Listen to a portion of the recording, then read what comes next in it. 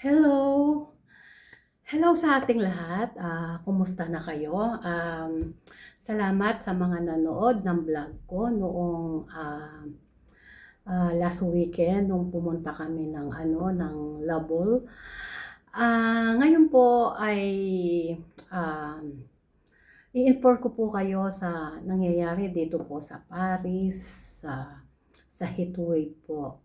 Dahil sa tagal ko na pong, panahon dito po sa Paris, ngayon ko lang po na-experience ang ano po, yung sobrang init po ng panahon. Imagine, umabot po ng 40 to 41 degree po, ang init po dito. Kaya ayun po, marami po ang mga namamatay na matanda.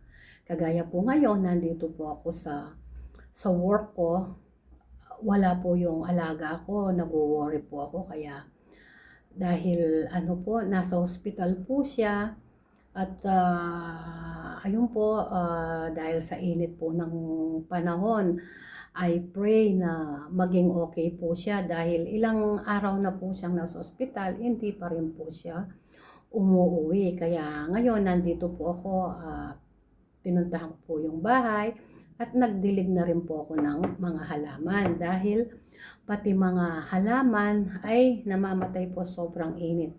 Yung mga ano ko nga po nakakalungkot, nakakasad, yung mga goldfish ko nga po namatay sa init.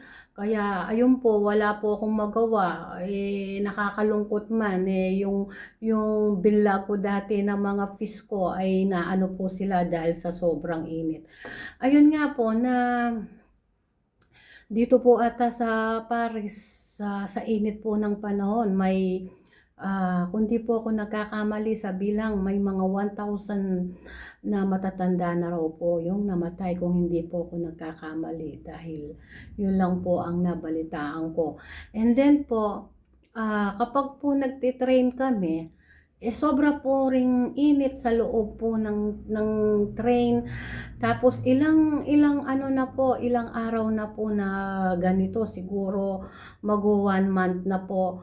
Tapos, yung sa kalsada po, pagka ano po, 'pag lumabas ka talagang mainit po talaga. Yung mga electric fan po, init na po talaga ang lumalabas. Imagine sa tagal ko po dito sa Paris talaga, ngayon ko lang po talaga na-experience po yung ganito. Kaya nga po na, ang ginagawa po namin ay, lagi po kaming umiinom ng mga tubig. Kaya, tayong mga OFW sa Paris, mag-iingat tayo. Lagi tayong iinom ng maraming tubig lalo na, hindi biro yung nagtatrabaho, lalo na kaming mga part-time. After namin mag-part-time doon sa isa, tapos lalakad na naman kami, pupunta naman kami sa isa. Kaya ayun, kagaya ako, nagbabaon ako ng yung malamig na tubig.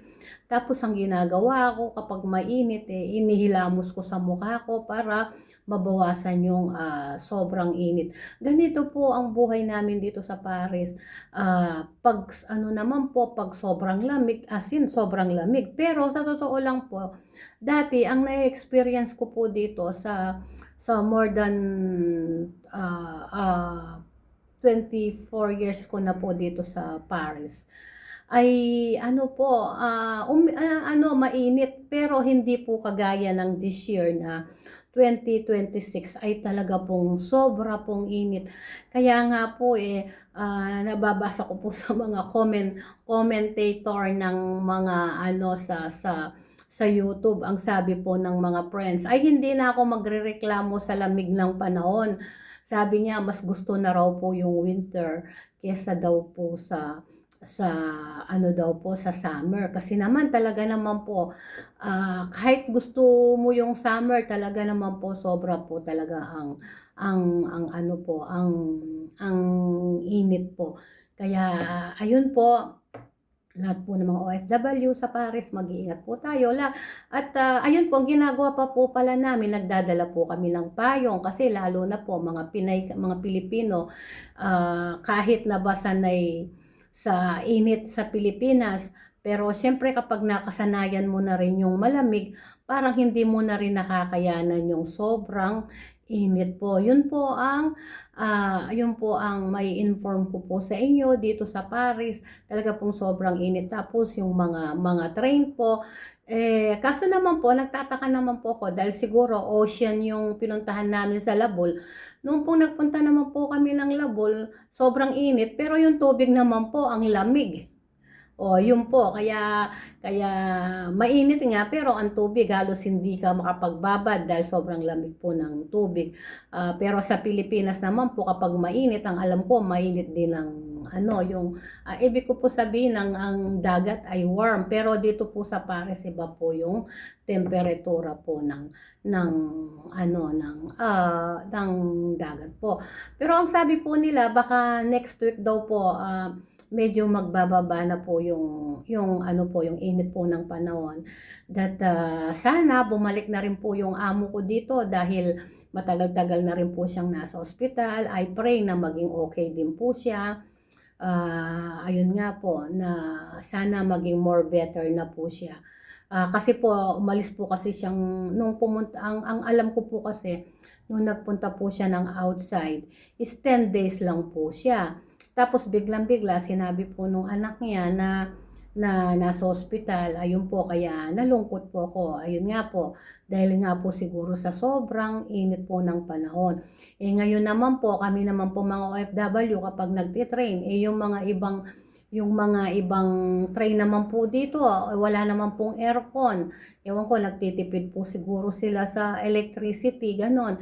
Ang mahal naman po ng binabayaran po namin na pamasahe. Kaya nga sabi ko nga ba't hindi lagyan ng France alam ko mayaman ng France.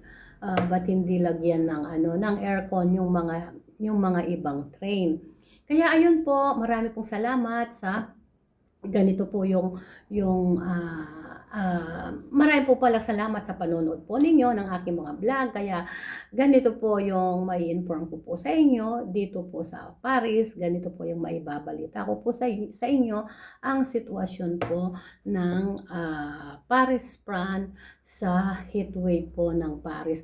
Noon nga po pala nabalitaan ko rin po na ayun nga dahil sa init din po nalunod din po sila. Pero ewan ko po kung totoo yun lang po ang po. Maraming pong salamat. Ito po muli si Jenny Magat Vlog. Please like and share and subscribe po para po maragdagan naman po yung ating subscriber. Salamat po, mag-iingat po tayong lahat, lahat po ng mga OFW sa buong mundo, saan man pong panig ng mundo.